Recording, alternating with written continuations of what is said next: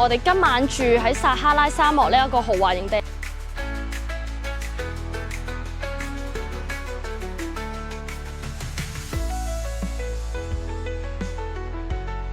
Hello， 大家好，歡迎翻到嚟我嘅 channel。今條片咧將會帶大家同我一齊由呢個摩洛哥入去呢一個撒哈拉沙漠。咁我都相當之期待，因為我都未踏足過呢個撒哈拉沙漠啦。而家係摩洛哥時間朝頭早嘅9點幾啦，嚟到呢個第一個休息站。呢個休息站咧係非常之大，亦都個建設係非常之好噶。因為咧被譽為係摩洛哥嘅瑞士，係呢啲摩洛哥嘅有錢人咧就會將佢哋嘅細路帶嚟呢邊讀書啦。因為咧摩洛哥呢度都會落雪啦，咁所以冬天嘅時候咧，佢哋嘅有錢人咧就會嚟呢一邊滑雪。好多唔同一啲酒店仔啊，或者係一啲餐廳啊、coffee shop 咁啦，大家可以睇到個建築完全同我喺摩洛哥前幾日影嘅一啲風景啊，或者一啲建築係完全唔同。呢個係勁歐洲嘅建築。如果大家未訂閱我嘅 channel 咧，就可以訂閱咗我 channel 先，咁之後出片咧就唔會錯過啦。咁我哋咧去到轉車去沙漠嘅地方咧，就再影俾大家睇。搭咗6個半鐘頭車咧，就終於嚟到呢一個轉車入去撒哈拉沙漠嘅呢一個地方啦。因為咧旅遊巴咧係入唔到去呢個撒哈拉沙漠啦，咁所以咧我哋必須係轉呢個4驅車入去。一陣間咧我哋就仲要搭多半個鐘左右嘅車程咧，就可以入到去今晚我哋住呢一個撒哈拉沙漠豪華營地嘅地方。我哋嘅行李咧係入唔到去呢個撒哈拉沙漠啦，因為係上唔到呢個4驅車嘅，所以我哋已經將我哋今晚所需要用到嘅行李啊、沖洗用品咧都已經裝咗落個行李袋度。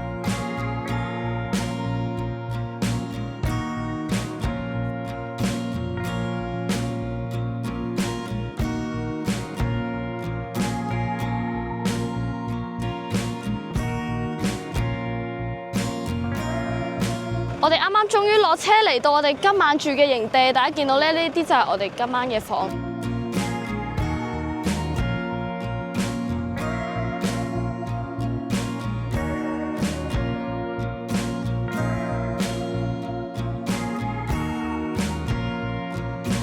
我哋住嘅呢個 area 呢個沙漠嘅豪華營地咧，就係呢個梅爾祖卡沙漠豪華營地啦。咁其實我哋而家住嘅呢每個帳幕咧，其實佢都已經有一個私人嘅淋浴間啦，大家就唔使怕要出去啲公共嘅沖涼嘅位置。嚟到我哋今日喺撒哈拉沙漠住嘅呢一個豪華營地啦。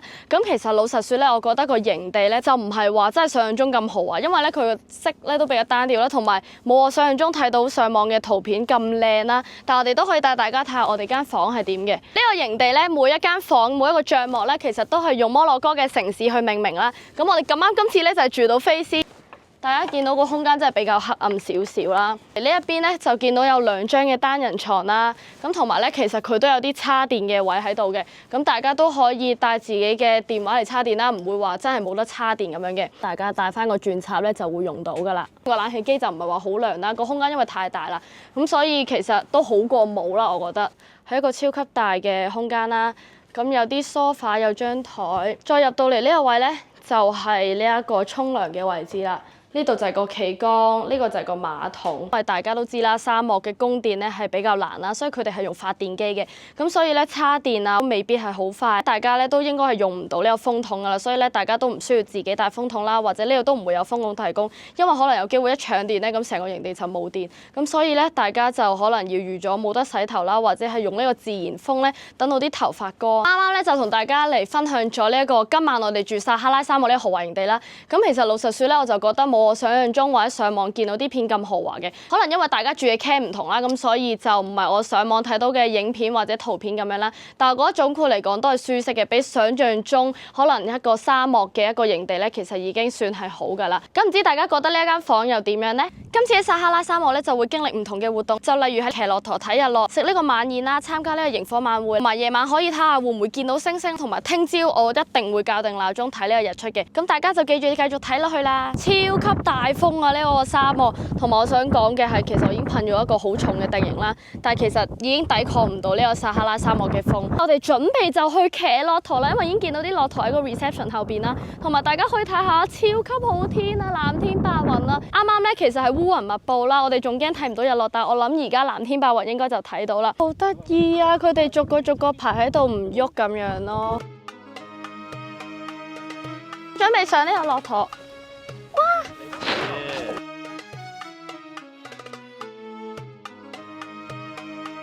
勁高啦，咩事啊？啲都唔臭咯，同埋上呢個駱駝。開始啦，我哋個駱駝之旅。呢個係我後邊隻駱駝啊！呢個駱駝點解要黐到我咁埋咧？呢條影片將會係大家見到我成頭都係頭髮，因為咧大風到都不敢自信啊！大家咧可能會戴頭巾啦，但係咧我已經戴唔切啦。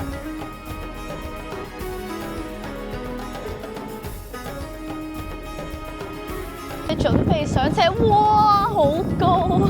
嗰部機影唔影到我騎緊駱駝咧？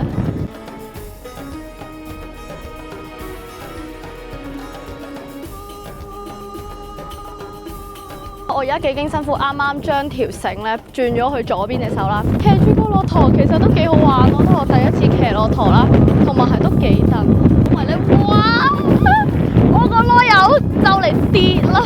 原來坐住隻駱駝咧個視覺都幾高咯，差唔多成2米高啦。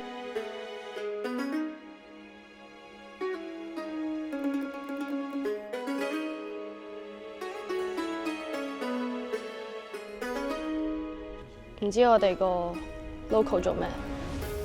停咗喺呢個位咧，就係影相啦。但我想講，我哋啱啱個導遊唔舒服，佢嘔啦。之後我仲要俾咗我部手機佢影啊。而家我哋咧就準備行上去個沙漠上面一個好高嘅位咧，就影相啦。上個超級市都完全企唔穩。我哋終於企到嚟呢個撒哈拉沙漠，呢個係世界上最大嘅沙漠，有9400萬平方米。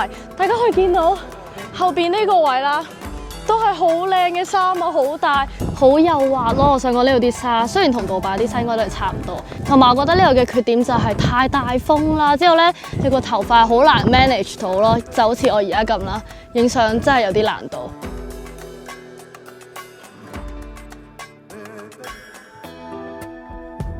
我哋上一站咧就買啲沙樽啦，我哋而家咧就可以將撒哈拉沙漠嘅沙咧就入落呢個沙樽度。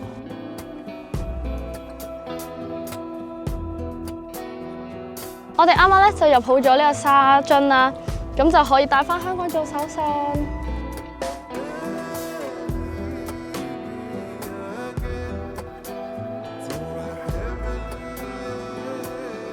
而家咧佢就喺度 sell 緊佢有嘅存貨，有啲咩手信買。最尾我哋咧就幫襯咗佢買少少嘅 souvenir 啦，就買咗個沙樽啦，講價由50蚊降到30啦，咁其實都算啦，幫下佢。同埋佢因為佢唔舒服啊，其實我都驚嗰啲沙樽有菌啊，翻去要即刻消毒。大家記得要講價。我哋咧就差唔多準備上翻駱駝，翻去我哋個 campsite 啦。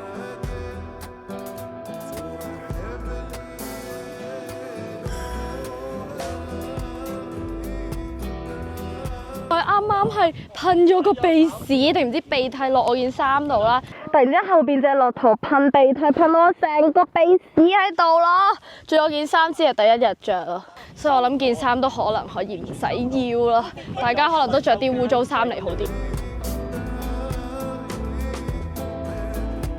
騎完駱駝咧，放低啲嘢咧，就準備去呢一個營地度食晚餐。可以影俾大家睇下呢個營地究竟有啲咩晚餐食，同埋吸唔吸引、豐唔豐富咧？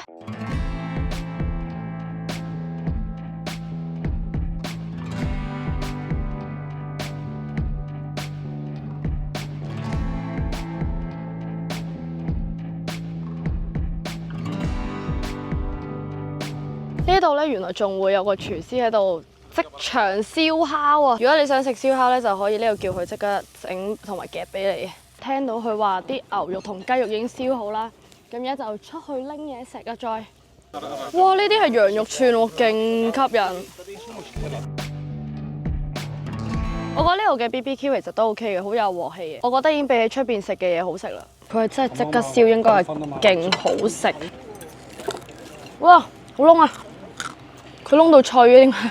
即刻燒應該係勁好食。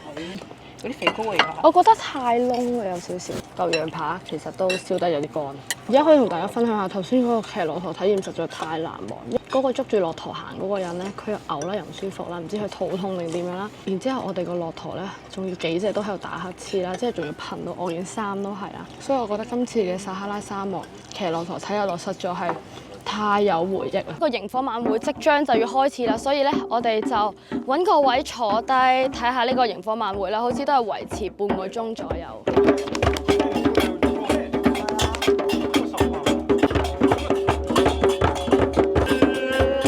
勁恐怖！呢度有勁多呢啲唔知甲蟲定係啲蠍子喺度行。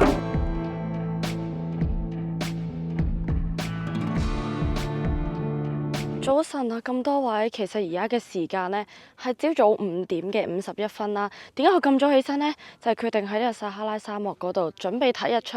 因為今日嘅日出呢係會6點2，所以呢，我而家就換咗衫出咗嚟，諗住睇下見唔見到個太陽升起。趁而家喺度等緊日出嘅時間呢，可以同大家分享下琴日騎駱駝嘅體驗。覺得喺呢度騎駱駝或者喺杜拜騎駱駝都好啦，我覺得一生人真係要試一次。我覺得係好難忘啦，好得意啦，好搞笑啦。因為其實騎駱駝嘅時候，你會覺得好唔穩陣，因為佢會係咁向前向後啦，上斜定落斜都係有啲危險嘅感覺，所以真係要捉實咯。我攞住部手機影嘢，其實都勁驚係會跌，因為我冇手機繩啦。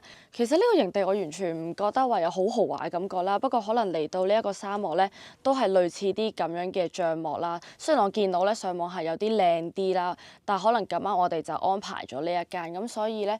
我就覺得其實沙漠住一晚再去騎駱駝睇日出睇日落咧，都係必須要試一次嘅。但係如果你問我，我就唔想再嚟沙漠住呢一種體驗啦，因為我覺得真係試一次就夠。因為我覺得係比較論盡啲啦，唔係話有好足夠嘅電啦。因為琴日其實叉下手機啊，或者係其他嘢咧，都突然之間今朝原來已經斷咗電好耐，我都唔知啦。起身先知道原來我手機已經冇叉到電，而家都係得嗰50零%啦。因為佢冇風筒吹頭，所以我琴晚係冇洗頭啦。所以大家睇到覺得而家個頭髮應該都唔會話好笠，因為我用咗啲碎粉拍咗兩嘢咧，咁就都總算係見得到人。騎駱駝嘅時候咧，你係會不斷食到沙啦，無論你講嘢或者你個袋啊，或者袋入邊咧，其實全部都係黐晒沙噶啦。所以呢一個營地又唔係話好方便去使用一啲清潔嘅設施嘅時候咧，其實都唔係好抹得走啲沙。不過我覺得 so far 個體驗係好嘅，即係例如好似琴日嗰個營火晚會或者晚餐，其實比我想象中都仲要好咯，因為我覺得本身諗住可能蛇食嗰啲係麻麻地啦，但係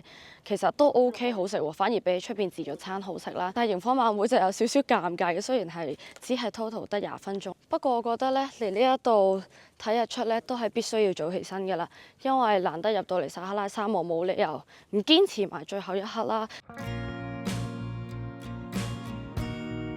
而家咧，我哋就準備行去前面食早餐。咁食完早餐咧，我哋就會上車，就離開呢一個撒哈拉沙漠呢一個營地㗎啦。